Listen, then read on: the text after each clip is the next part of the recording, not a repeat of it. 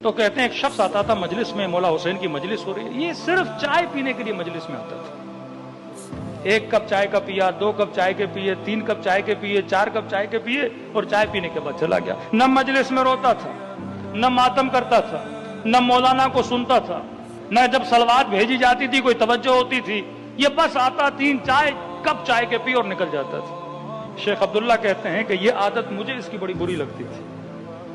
کہتے ہیں ہم صدام کے آنے کے بعد ایران چلے گئے، 1.5 سال کے بعد میں نے اس مومن کو قم کی مجلس میں دیکھا، اور جب مجلس میں آیا تو وہاں بھی چائے چل رہی تھی اور اس نے پھر چائے کے کپ پینا شروع کر دی۔ میں نے کہا یہ عجیب مومن ہے کہ نہ مجلس صحیح سے سنتا ہے، نہ کوئی نعرہ مارتا ہے، نہ کوئی صلوات بھیجتا ہے، نہ کوئی ماتم کرتا ہے، چائے پہ چائے پی رہا ہے۔ کہہ رہا دل میں میرے اس مومن کے لیے خیال اچھا نہیں تھا کہ یہ کیسا مومن ہے۔ شیخ عبداللہ کہتے ہیں 1.5 سال کے بعد یہ مر گیا۔ اس کی وفات کے 1 سال کے بعد اللہ نے اس مومن کی مجھے برزخ دکھائی۔ ہر کسی کی برزخ نہیں دکھائی جاتی، کیونکہ اس مومن کا خیال میرے دل میں برا تھا، اور تاکہ میں لوگوں کو بتاؤں کسی مومن کے لیے ایسا نہ سوچا کرو۔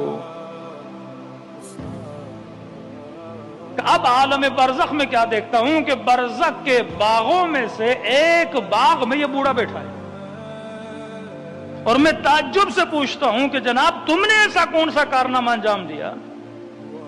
نہ روتے تھے، نہ ماتم صحیح سے کرتے تھے، نہ مجلس میں صحیح سے بیٹھتے تھے، صرف چائے پی کے چلے جاتے تھے، یہ جگہ تمہیں کس نے دی؟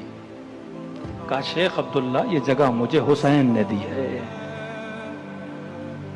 کہ جیسے روح پرواز کی عالم برزخ میں امام حسین مجھے لے کر آئے، کہ اس باغ میں رہو تا قیامت، جب قیامت ہوگی تمہیں اور اچھی جگہ ہم دیں۔ کہتا پھر میں نے کہا شیخ عبداللہ تم نے ایسا کیا کیا تھا کہ امام حسین نے تجھے باغ دیا ہے؟ تو صرف چائے پیتا تھا۔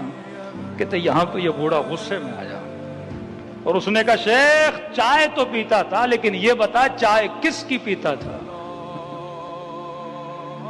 کیا میرے گھر میں قہوہ نہیں تھا؟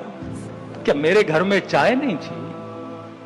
چائے تو میرے گھر میں بھی ملتی تھی۔ کہ میں صرف مجلس میں حسین کی چائے پینے کے لیے آتا تھا۔ جو اس نیت سے بھی مجلس امام حسین میں آئے کہ میں تھوڑا نیاز کھا کے آ جاؤں، فرماتے امام حسین اس کا بھی اجر ضائع نہیں کرتے۔ اب تصور کرو جو حسین کا ماتم کرے، جو حسین پہ گریہ کرے، جو حسین پہ جان قربان کرے، اس کا اجر امام حسین کیسے ضائع کر سکتے ہیں؟ صلوات پڑھے۔